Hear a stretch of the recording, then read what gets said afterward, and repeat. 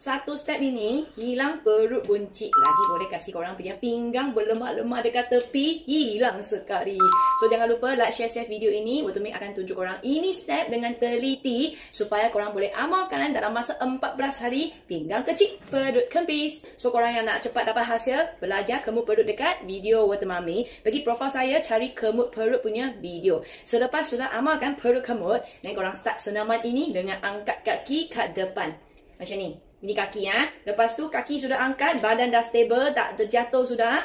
Korang yang tak stable jangan buat pinggang dulu. Korang pegang sesuatu. So buat macam ni sampai badan you boleh stable. Kaki kita boleh stable. Jangan angkat je dah start getar. Kalau angkat je dah start getar, kita buat kaki ringan-ringan dahulu. Okey, lepas tu badan dah stable, kita start pusing pinggang. So bahu turun, tegakkan leher, perut tetap kena kemut sentiasa.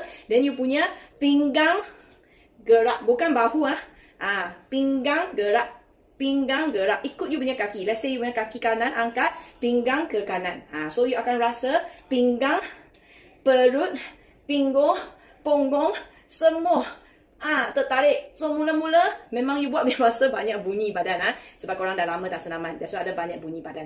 Jangan risau. Senaman ni satu step setiap hari 5 minit.